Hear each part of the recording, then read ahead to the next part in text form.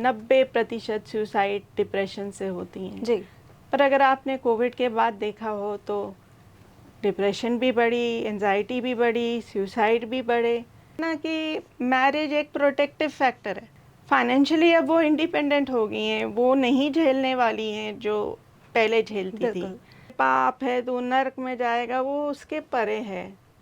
तो इससे क्या हो रहा है कि हमारे वैवाहिक कलह बढ़ रहा है, मैरिटल डिस्कॉर्ड, डाइवोर्स रेट बढ़ रहे हैं। आपको शांत रहना है, आप भूख लागे तो मतलब सारी स्थिति खराब हो जाएगी। बिल्कुल। पर अब तो क्या है कि मैरिड लोग ज़्यादा ਸੁਸਾਈਡ ਕਰ ਰਹੇ। ਬਿਲਕੁਲ। ਸਤਿ ਸ਼੍ਰੀ ਅਕਾਲ, ਤੁਸੀਂ ਦੇਖ ਰਹੇ ਹੋ ਚੈਨਲ ਨਿਰਪੱਖ ਪੋਸਟ ਤੇ ਅੱਜ ਦੇ ਇਸ ਪ੍ਰੋਗਰਾਮ ਦੇ ਵਿੱਚ ਤੁਹਾਡਾ ਸਵਾਗਤ ਹੈ। ਜਿੱਦਾਂ ਕਿ ਆਪਾਂ ਹਰ ਵਾਰ ਅਲੱਗ-ਅਲੱਗ ਮੁੱਦਿਆਂ ਤੇ ਗੱਲਬਾਤ ਕਰਦੇ ਹਾਂ ਤੇ ਅੱਜ ਆਪਾਂ ਗੱਲ ਕਰਾਂਗੇ ਵਰਲਡ ਸੁਸਾਈਡ ਪ੍ਰੀਵੈਂਸ਼ਨ ਡੇ ਤੇ। ਬਹੁਤ ਸਾਰੇ ਲੋਕਾਂ ਦੇ ਵੱਲੋਂ ਇਸ ਵੇਲੇ ਸੁਸਾਈਡ ਕੀਤੇ ਜਾ ਰਹੇ ਨੇ। ਕੀ ਉਸ ਦਾ ਰੀਜ਼ਨ ਹੈ ਐਂਜ਼ਾਈਟੀ, ਡਿਪਰੈਸ਼ਨ ਜਾਂ ਹੋਰ ਕਿਹੜੀਆਂ-ਕਿਹੜੀਆਂ ਚੀਜ਼ਾਂ ਇਸ ਦੇ ਵਿੱਚ ਰੋਲ ਅਦਾ ਕਰਦੀਆਂ? ਇਹਨਾਂ ਚੀਜ਼ਾਂ ਤੋਂ ਕਿਵੇਂ ਬਚਿਆ ਜਾ ਸਕਦਾ ਹੈ? ਇਹਨਾਂ ਸਾਰੀਆਂ ਚੀਜ਼ਾਂ ਦੇ ਬਾਰੇ ਅੱਜ ਗੱਲਬਾਤ ਕਰਨ ਦੇ ਲਈ ਆਪਣੇ ਨਾਲ ਮੌਜੂਦ ਨੇ ਮਨੋਚਿਕਿਤਸਕ ਡਾਕਟਰ ਹਰਵੰਦਨ ਕੌਰ ਬੇਦੀ ਜੀ। ਉਹਨਾਂ ਦਾ ਸਵਾਗਤ ਕਰਦੇ ਹਾਂ। ਸਤਿ ਸ਼੍ਰੀ ਅਕਾਲ ਮੈਮ। ਸਤਿ ਸ਼੍ਰੀ ਅਕਾਲ ਜੀ। ਸਭ ਤੋਂ ਪਹਿਲਾਂ ਤਾਂ ਬਹੁਤ-ਬਹੁਤ ਸਵਾਗਤ ਹੈ ਤੁਹਾਡਾ।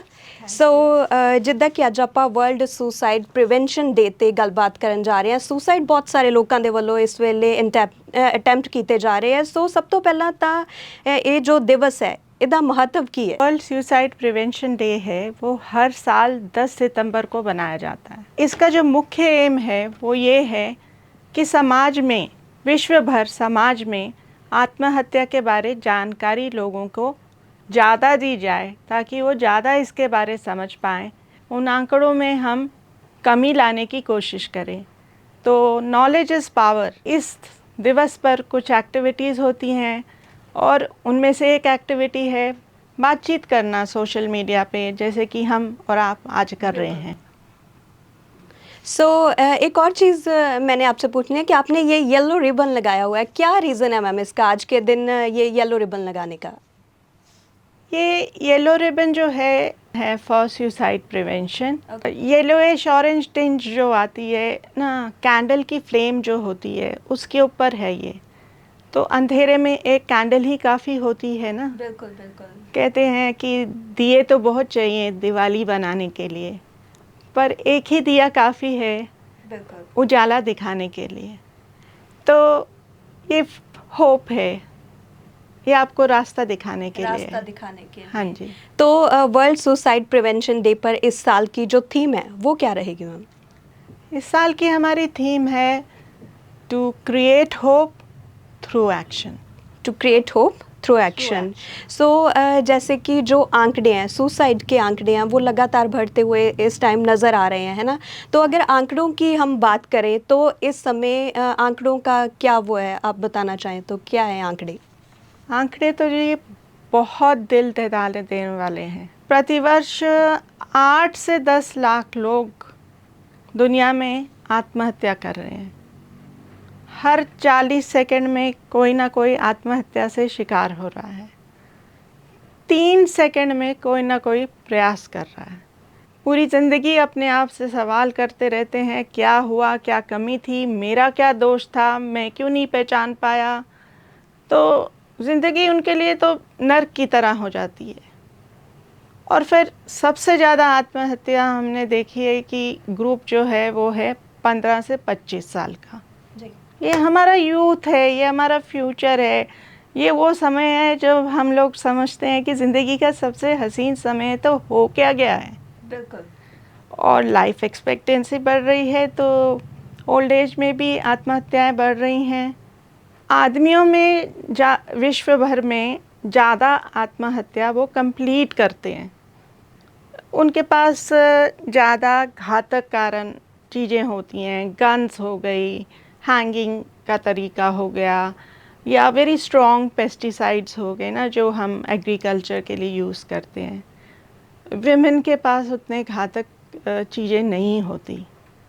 अफसोस की बात है कि हमारी कंट्री में विमेन जो हैं उनका जो सुसाइड कंप्लीशन रेट मेल से ज़्यादा है। इस पे हो रही है रिसर्च, पर सामाजिक कारण मुख्य पाए जा रहे हैं। जैसे कि मैम आपने अभी आंकड़ों की बात की है कि हर 40 सेकंड में कोई ना कोई सुसाइड कर रहा है ना, और उसमें सबसे ज़्यादा यूथ है। तो आपको क्या लगता है कि इन आत्महत्याओं के पीछे, इन सुसाइड के पीछे रीज़न क्या है? अब रीजंस जो हैं हम ना उनको 3 में बांटते हैं, बायोलॉजिकल, साइकोलॉजिकल, सोशल। जी। तो बायोलॉजिकल हो गए आपके जेनेटिक कारण। अगर आप देखेंगे तो कई परिवार हैं उनमें आत्महत्याएं बहुत होती हैं। तो एक gene of suicide is there. Exact gene तो हम नहीं फाइंड कर पाए, but yes genetic loading suicide की ज़्यादा होती है। और अगर आपने के घर में किसी ने सुसाइड की है तो आपका जो चांस है वो डबल से ज़्यादा हो जाता है आत्महत्या करने का। और जो ये क्रोनिक स्ट्रेस, तनाव जो ज़िंदगी में अभी चल रहा है, ये जीन्स में चेंज लाता है। तो वो चेंज से भी जो है आत्महत्या के जो आपके रिस्क फैक्टर्स बन जाते हैं। बिल्कुल। फिर है साइकोलॉजिक यानी भावनात्मक। अब हम सारा फोकस तो अपने बच्चों का शुरुआत से पढ़ाई में आईक्यू के ऊपर, इंटेलिजेंट क्वेश्चन, नंबर लाओ, ये करो, टॉप में आओ, है ना। कभी हमने फोकस ही नहीं किया कि ज़िंदगी के एग्ज़ाम के लिए जो सबसे मुश्किल एग्ज़ाम है, जिसका पहले आपको पेपर मिलता है, फिर आपको उसके बारे पढ़ाया जाता है, आपको शिक्षा मिलती है, हम तैयार ही नहीं कर रहे उनको। तो हमारे बच्चे इमोशनली इंटेलिजेंट ही नहीं हैं। इमोशनली इंटेलिजेंट होने का मतलब है कि अपनी भावनाओं को अपने कंट्रोल में रखना, उनसे अपने आप को ना हानि पहुंचाना और दूसरों के साथ भी उनको कोई हानि ना पहुंचाएं। एक सोशल एनिमल है इंसान, तो सोशल इंटरैक्शन बहुत ज़रूरी है। अब जब ये सोशल इंटरैक्शन टूट रहे हैं फैमिली से लेके सोसाइटी तक, क्योंकि फैमिली तो स्मॉलेस्ट यूनिट ऑफ सोसाइटी है, तो जो फैमिली में होगा वो सोसाइटी तक पहुंचेगा। बिल्कुल। तो ये चीज़ें ये ऐड कर रही हैं सुसाइड को। फिर हम अपने बच्चों को ना ही frustration tolerance, how to deal with failure. अब ऐसा थोड़ी ना है कि सारे ही बच्चे फर्स्ट आने वाले हैं, सारों की एक ही स्किल है या क्षमता है। और आज की दुनिया में तो ज़रूरत भी नहीं है कि हम सारे ही डॉक्टर या इंजीनियर बने। बहुत एवेन्यूज़ हैं, बस आपकी स्किल अच्छी होनी चाहिए, आप उसमें अच्छा करिए। एप्टीट्यूड आपका, बच्चे का मन कहाँ है, पेरेंटिंग प्रेशर ना डालिए, ठीक है। आप अपनी मन की जो इच्छाएं हैं अगर अपने बच्चे के थ्रू पूरी करना चाहेंगे, पर वो उसकी इच्छा नहीं है। सारी चीज़ें कंपटीशन से शुरू होती है ना, एक कंपटीशन, फिर जेलसी फैक्टर आ जाता है और उसके बाद ये सारी चीज़ें आगे बढ़ती हैं। तो शरीर की एक लिमिट होती है, बिल्कुल। उनकी भी एम्बिशंस होने लग गई हैं, ठीक है। फाइनेंशियली अब वो इंडिपेंडेंट हो गई हैं, वो नहीं झेलने वाली हैं जो पहले झेलती थी। तो इससे क्या हो रहा है कि हमारे वैवाहिक कलह बढ़ रहा है, मैरिटल डिस्कॉर्ड, डाइवोर्स रेट बढ़ रहे हैं। तो पहले कहते थे ना कि मैरिज एक प्रोटेक्टिव फैक्टर है, ये भी इस पे रिस्पॉन्सिबिलिटी आ जाएगी, शादी करा दो, बिल्कुल, तो गाड़ी चल जाएगी। पर अब तो क्या है कि मैरिड लोग ज़्यादा सुसाइड कर रहे हैं। बिल्कुल। अरे जैसे कि कहते हैं ना कि एक व्यक्ति जो होता है वो सोशल एनिमल होता है, लोगों में विचरना बेहद ज़रूरी होता है, लेकिन आपको लगता है कि मोबाइल फ़ोन भी कहीं ना कहीं इसके पीछे रीज़न है? क्योंकि पेरेंट्स जो होते हैं वो बच्चों को, जैसे आजकल जॉब्स कर रहे हैं, वो खुद चले जाते हैं, बच्चे अकेले होते हैं, वो फ़ोन पे लगे रहते हैं, उनके आने के बाद भी वो बातचीत नहीं करते हैं। सो अकेले रहना उनके लिए कहीं ना कहीं खतरनाक होता है। बहुत बहुत इम्पोर्टेंट और सही ऑन पॉइंट पकड़ा आपने जी। मोबाइल एडिक्शन से डिप्रेशन बढ़ रही है, सुसाइड बच्चों में बढ़ रही है। मोबाइल में ब्लू लाइट निकल रही है, वो ब्लू लाइट से ही डिप्रेशन कॉज हो रही है। बिल्कुल। फिर वो मोबाइल पे पता नहीं कौन से साइट्स पे जा रहे हैं, साइबर बुलिंग हो रही है। सोशल मीडिया में अब पहले तो वो था कि मेरे नंबर और उसके नंबर, अब तो टिक्स पे ही कंपटीशन हो गया है। और हर 2 मिनट के बाद अगर आप अपने टिक्स चेक करेंगे, रात रात भर करेंगे तो ना तो नींद पूरी होगी, ना तो भूख, मतलब एक, और फिर कितनी ही देर आप कर सकते हो। बिल्कुल। फिर उसके बाद एक लोनलीनेस तो आती है। फिर माँ बाप भी थके हारे आते हैं, वो घर बाहर अपना काम भी लेके आते हैं, बच्चा कुछ उनको बताना भी चाहे तो नहीं बता सकता। नहीं बता सकता। तो वो देखता है कि जब माँ बाप अपनी ही मोबाइल में लगे हैं तो वो भी मोबाइल में लगा हुआ है। पूरा दिन बैठने ही इसके लिए हमारा शरीर नहीं बना है, ये अपने आप में एक तनाव देता है। जी। और अगर सुसाइड के हाई रिस्क फैक्टर्स के बारे में हम बात करें तो इसके हाई रिस्क फैक्टर्स कौन से हैं? हाई रिस्क फैक्टर्स में वो लोग हैं जो स्वभाव से बहुत इम्पल्सिव होते हैं, जी। कार्य पहले कर लेते हैं, सोचते नतीजा बाद में है। बाद में है। और वो लोग सोशली आइसोलेट रहते हैं, जिनके ज़्यादा सोशल फ्रेंड्स नहीं होते। जी।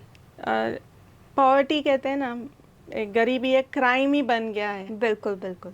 तो फिर है लिटरेसी, अगर आप पढ़े लिखे नहीं हैं तो ये भी आपके पास जो सोचने की क्षमताएं, अपनी प्रॉब्लम सॉल्व करने की क्षमताएं वो कम होंगी। बिल्कुल। अगर आप एडिक्शन में हैं, ड्रग एडिक्शंस में हैं, चाहे अब आप मोबाइल तक भी आ गए हैं एडिक्शन में, बिल्कुल। तो आपके ये एडिक्शन में ब्रेन में जो चेंजेस होते हैं, तो जजमेंट लेने, सही जो नतीजा, जो सही to take the right path and the right solution, वो आपकी एबिलिटी वो कम होती कम हो है। जाती है। फिर जिसकी फैमिली हिस्ट्री है, मैंने आपको बताया, और जिसकी पास्ट हिस्ट्री भी है। जी। तो सबसे ज़्यादा ये पास्ट हिस्ट्री में जो है, फर्स्ट 1 ईयर में तो बहुत ही हाई रिस्क फैक्टर्स होते हैं to complete the suicide again. और एक चीज़ मैं अपने दर्शकों को ज़रूर बताना चाहूँगी, जो डिप्रेशन का इलाज ले रहे हैं, तो क्या होता है कि जब डिप्रेशन ठीक होती है, पहले नींद भूख ठीक होती है, जी। फिर हमारी साइकोमोटर एक्टिविटी यानी कि सोचने की क्षमता और हिलने जुलने की क्षमता ठीक होती है, और उसके बाद लास्ट में हमारे जो नेगेटिव थिंकिंग है, जिसमें सुसाइड भी है, जी। वो ठीक होती है। तो जब हम देखते हैं ना कि भाई ये हमारा घर का व्यक्ति ठीक हो रहा है, तो हम कम सतर्क होते हैं। पर उस समय क्या होता है कि जो वो प्लानिंग कर रहा होता है, उसकी नकारात्मकता होती है, वो उसको एक्शन में डालने के लिए ही इज़ मोर कॉम्पिटेंट, वो ज़्यादा उस एक्शन को पूरा कर सकता है। बिल्कुल बिल्कुल। तो इन सब चीज़ों पे हमको सतर्क रहना है, ये हमारे हाई रिस्क फैक्टर्स हैं। जी। सो जैसे कि अभी हमने तनाव पे बात किया है ना, तो रेड अलर्ट साइन कौन से हैं जिनकी वजह से कोई भी व्यक्ति जो है ज़्यादा तनाव में रहता है, हमेशा तनाव में रहता है? अगर हम रेड अलर्ट साइन सुसाइड के लिए लें, तो सबसे दी इंडिकेटर ऑफ सुसाइड कहते हैं इज़ होपलेसनेस। जी। तभी हमारा नारा भी है क्रिएटिंग होप, आशा की किरण जागृत करना, बिल्कुल। है ना, बाय टेकिंग एक्शन जो हम ले रहे हैं। होपलेसनेस तो एक इंग्लिश वर्ड है, तो हमारे भारतीय समाज में कैसे आपको एक व्यक्ति बताएगा कि वो होपलेस हो गया है? तो मेरी मदद करने की कोई ज़रूरत नहीं है। अब भगवान भी मेरी मदद कर नहीं सकता है, मेरा कुछ भी नहीं हो सकता है, कोई भी उम्मीद नहीं बचती है। कोई उम्मीद नहीं बचती, इससे अच्छा तो मैं मर ही जाऊं। और मतलब अब मुझे समझ आ रहा है कि जो व्यक्ति आत्महत्या करते हैं वो किस दर्द से पहुंचते हैं, ये दर्द मुझसे झेला नहीं जा रहा। बिल्कुल। तो ऐसे जब व्यक्ति आपको बोलने लग जाए तो रेड अलर्ट साइन है। फिर वो आपका, उसके जो व्यवहार है उसमें इम्पल्सिविटी आ जाए कि वैसे भी मरना है तो कुछ भी करने लग जाओ, कि वैसे मर जाओ ऐसे मर जाओ, क्या फ़र्क पड़ता है। जी। फिर एक व्यक्ति जो हमेशा ही अकेला रहता है, ये बहुत इम्पॉर्टेंट है। जो व्यक्ति हमेशा अकेला रहता है, किसी से बात नहीं करता, उस पर प्लीज़ अलर्ट हो जाइए। चाहे वो घर में हो, चाहे वो आपके काम की जगह में हो, चाहे उसके फ्रेंड सर्कल में हो, आपको अलर्ट होना है कि ये ऐसा क्यों कर रहा है। फिर एक बहुत ही दुखी इंसान एकदम बहुत खुशहाल हो जाए, बिल्कुल। और फिर मतलब क्या है कि आपको लगेगा अरे वाह अच्छा हो गया है, सब ठीक हो गया होगा, पर ज़्यादातर क्या होता है कि उसने सोच लिया होता है कि मेरी अब समस्या का हल हो गया है, तो अब मुझे डिप्रेस रहने की ज़रूरत नहीं, मैं आत्महत्या करके सब कुछ ख़त्म कर दूँ। सुसाइड का ठान लिया होता ठान है। लिया होता है। जैसे कि मान लीजिए कि कोई व्यक्ति सुसाइड करने जा रहा है और हमें उसे कैसे रोकना चाहिए, कौन सी चीज़ें हमें करनी चाहिए या फिर कौन सी चीज़ें हमें नहीं करनी चाहिए उस वक्त? देखिए, अब हर हर जो व्यक्ति आत्महत्या बारे सोच रहा है, वो सीधा तो साइकियाट्रिस्ट के पास पहुंच जाएगा नहीं। बिल्कुल। इनफैक्ट वो तो एंड में पहुंचेगा, कोई ना कोई घर वाला, फ्रेंड, रिलेटिव, स्कूल टीचर्स, कोई भी, जी। वो तो हमें हमारे पास लाने वाले हैं। तो पहला प्रत्यदर्शी मतलब द फर्स्ट रिस्पॉन्डर जो भी है, वो कोई भी हो सकता है, एनी वन। तो जो अवेयरनेस हमें बढ़ानी है, वो इन चीज़ों के साथ हमें क्या कार्य करने हैं वो भी बताना है। तो सबसे पहले तो आपको शांत रहना है। आप भूख लागे तो मतलब सारी स्थिति खराब हो जाएगी। बिल्कुल। तो ये ट्रेनिंग, क्योंकि क्या है कि भारत में जितने हमारे मनोचिकित्सक हैं, और वो आंकड़े हैं 0.75 पर 1 लाख पॉपुलेशन, और WHO के मुताबिक ये 3 होने चाहिए। तो हमें तो लोगों को ट्रेनिंग दे के, उनको जागरूक करके, उनको अपने साथ लाना है, क्योंकि आप हमारे कान, नाक, मुंह हैं। बिल्कुल, मतलब इस चीज़ की भी एक ट्रेनिंग होती है होती कि है। कैसे रोकना चाहिए, कैसे उस हाँ, समय हैंडल करना है ना। चाहिए हर चीज़ को। तो आपको शांत रहना है, आपको उससे बातचीत करनी है, आपको उसके पेस पे जाना है। बिल्कुल। ये नहीं कि भाई मुझे कार्य करना है तो मैं जल्दी जल्दी करूं और कहीं हुँ, जाना है, क्योंकि उस आदमी को नहीं फिक्र कि हुँ, आपको जाना है, आप जाइए, मैंने जो करना है मैं मैंने वही करूँगा। करना है। तो उस समय आपकी प्रायोरिटी वो इंसान होना चाहिए। बिल्कुल। और कोई मॉरल लेक्चर कि ये पाप है, तू नर्क में जाएगा, वो उसके परे है। तो ऐसी बातें हमें उससे करनी नहीं है। हमें उससे सहानुभूति से बात करनी है, उसके दर्द को समझना है, और उसे अकेला नहीं छोड़ना। बिल्कुल। मोबाइल के, अगर कहते हैं ना एवरीथिंग हैज़ पॉजिटिव नेगेटिव, जी। तो मोबाइल के अगर नेगेटिव चीज़ें हैं, नेगेटिव कुछ इश्यूज़ हैं, तो पॉजिटिव भी हैं। किसी को भी मोबाइल करके आप बुला लीजिए, जी। उस व्यक्ति को आपने अकेले छोड़ना नहीं है। अकेले नहीं छोड़ना है। तो इस समय ना मैम कोटा सुसाइड काफ़ी ज़्यादा सुर्खियों में है, काफ़ी ज़्यादा चर्चा का विषय बना हुआ है। उसके बारे में अगर आपको कुछ बोलना हो तो उसके क्या बारे बोलेंगे तो आप? मैं सच्ची में बहुत बोलना चाहती हूँ, पर आपके पहला प्रश्न का उत्तर में मैं ये जोड़ना चाहती हूँ कि हमें अपना एक हेल्थ बजट जो है वो भी बढ़ाना है, और उस हेल्थ बजट में मेंटल हेल्थ बजट को बढ़ाना है। बिल्कुल। और दूसरी चीज़ है, क्योंकि ट्रेनिंग और ये सब बोलने में तो ठीक है, पर हर चीज़ में आपको रिसोर्स तो चाहिए ना, क्योंकि जी। Everything requires a resource. और दूसरा है कि लोगों को शायद पता है कि नहीं पता है, पर गवर्नमेंट ऑफ इंडिया ने एक टोल फ्री नंबर जो 24/7 पूरा दिन चलता है, जी। उसको प्लीज़ फ्लैश करना। अगर कोई क्राइसिस है, आप किसी से बात नहीं कर सकते, पहले तो ये अच्छा रहेगा कि आप किसी से बात करें अपनों से। पर बिल्कुल। अगर आपकी कुछ ऐसी समस्या होती हैं ज़िंदगी में जो आप नहीं कर सकते, तो ये नंबर है 14416। ये नंबर सबको पता होना चाहिए। ये सेम नंबर है ऑल ओवर इंडिया। तो ये टोल फ्री नंबर है, आप उस पे ट्रेंड पर्सन है। आपके मन में कोई दुविधा हो, कोई तनाव हो, कोई क्राइसिस हो, तो इस नंबर पे प्लीज़ बात कीजिए अपनी और प्रॉब्लम उनको बता उनको सकते हैं। बताइए। वो ट्रेंड पर्सन बैठे हैं, तो ऑब्वियसली वो ऑलरेडी ट्रेंड हैं, तो वो आपकी मदद कर पाएंगे। बिल्कुल। जैसे कि मैम ने बताया 14416 नंबर है जहाँ पर आप कॉल करके अपनी प्रॉब्लम उनको बता सकते हैं ताकि आपको सुसाइड से भी बचाया जा सके। हाँ। और इसके बाद हम वही कोटा कोटा सुसाइड की बात कर रहे थे मैम, प्लीज़ एक उसके बारे में अगर कुछ। बहुत ही ये दुखद चीज़ है जो सामने आई है।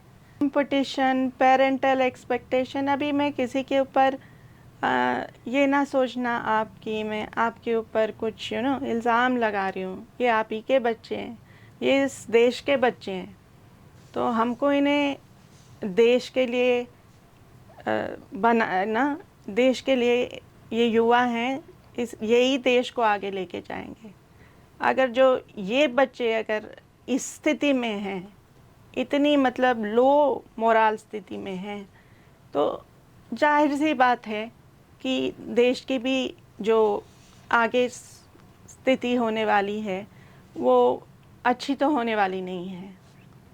अब कई बच्चे तो छठी क्लास से ही उनको कोटा भेज देते हैं कि भी जाओ वहाँ बैठ के पढ़ो और आईआईटी की तैयारी करो, जो भी है आप तैयारी करो। ठीक। पर लाइफ की तैयारी भी है, और ये बच्चे अकेले रहते हैं, पूरा दिन पढ़ते रहते हैं, एग्ज़ाम पे एग्ज़ाम है। अच्छा, अगर कोई बच्चा रूममेट है, जी।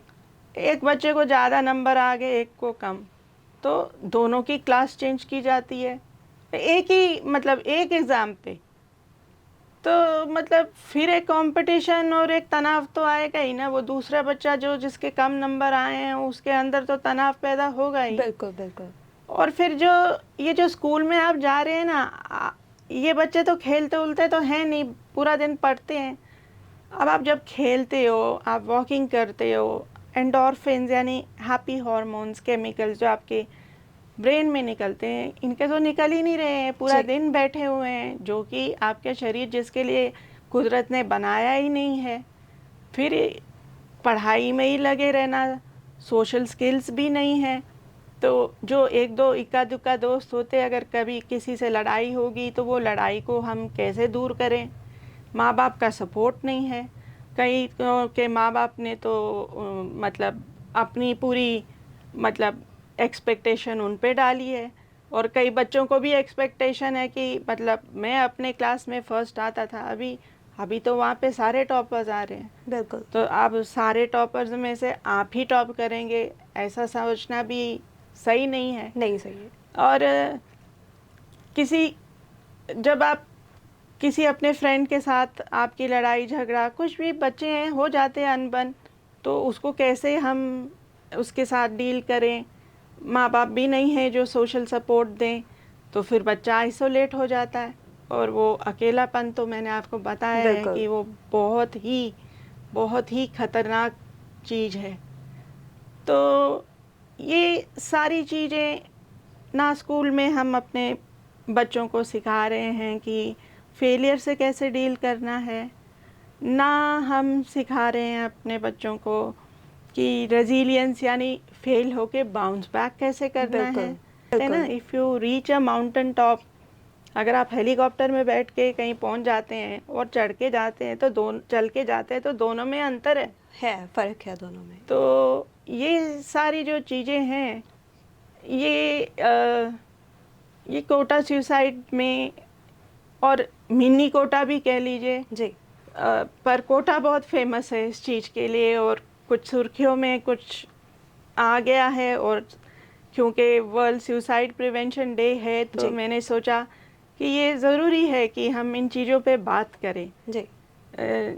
लाइफ में ना सक्सेसफुल होने के लिए नंबर नहीं चाहिए होते। जब आप जॉब करने जाते हो तो आपका लोगों के साथ इंटरेक्शन कैसे होता है, मेल मिलाप कैसे होता है, टीम वर्क कैसी होती है, कम्युनिकेशन बातचीत कैसी होती है, ये सारी चीज़ें ज़्यादा इम्पोर्टेंट होती हैं। आप अकेले ही लगे हो कि आप अगर सोचो कि मैं अपनी कंपनी को या जहाँ भी आप काम कर रहे हैं मैं बुलंदियों पे ले जाऊंगा, वो होने वाला नहीं है। बिल्कुल। मतलब वैसे ही जैसे हमने बात की थी कि सोशल एनिमल है एक व्यक्ति, तो अकेला पड़ जाए तो मान लेना चाहिए कि कुछ गड़बड़ तो है। गड़बड़ है। इसमें मैं एक और चीज़ चाहूँगी आपको बताना कि जो ये हमारा होप वाला इशू है जी, हमारे सेलिब्रिटीज़ को भी बाहर आना चाहिए, बोलना चाहिए। बिल्कुल। बहुत टाइम हो गया है, बातचीत करनी चाहिए, क्योंकि सेलिब्रिटी की लोग ज़्यादा सुनते हैं, यूथ फॉलो करता है उनको। जी। तो बहुत शुक्रगुजार हूँ मैं मिसेस शेली की। उन्होंने एक ऑडियो वीडियो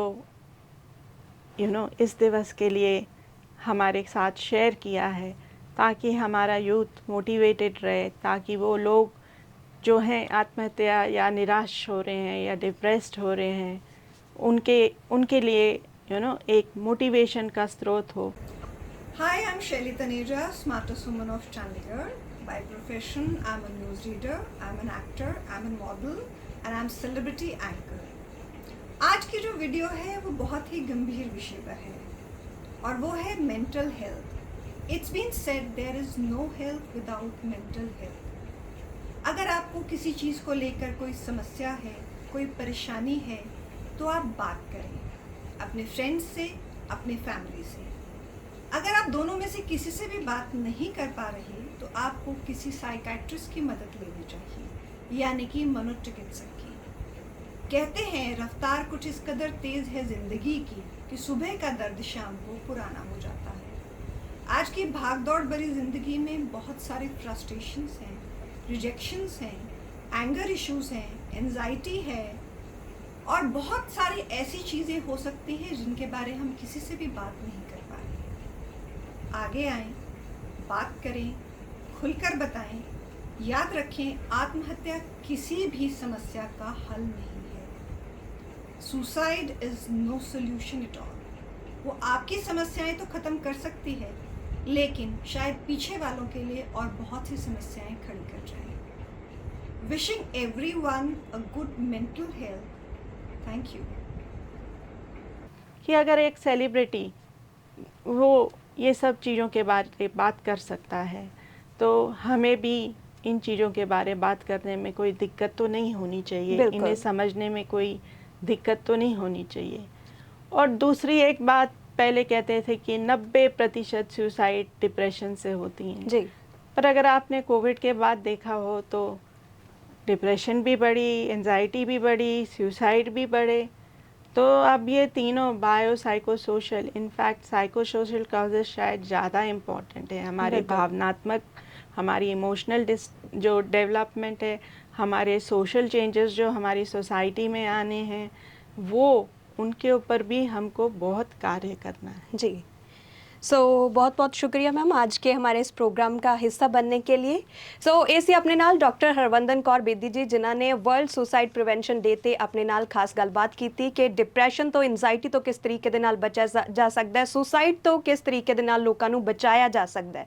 ਉਮੀਦ ਕਰਦੇ ਹਾਂ ਇਹ ਪ੍ਰੋਗਰਾਮ ਤੁਹਾਡੇ ਲਈ ਕਾਫੀ ਲਾਹੇਵੰਦ ਸਾਬਿਤ ਰਹੇਗਾ, ਤੁਹਾਨੂੰ ਕਾਫੀ ਜਾਣਕਾਰੀ ਹਾਸਲ ਹੋਈ ਹੋਵੇਗੀ। ਅਗਲੀ ਵਾਰ ਫਿਰ ਹਾਜ਼ਰ ਹੋਵਾਂਗੇ ਕਿਸੇ ਨਵੇਂ ਮੁੱਦੇ ਦੇ ਨਾਲ। ਤਦ ਤੱਕ ਲਈ ਦੇਖਦੇ ਰਹੋ ਸਾਡਾ ਚੈਨਲ ਨਿਰਪੱਖ ਪੋਸਟ। ਧੰਨਵਾਦ।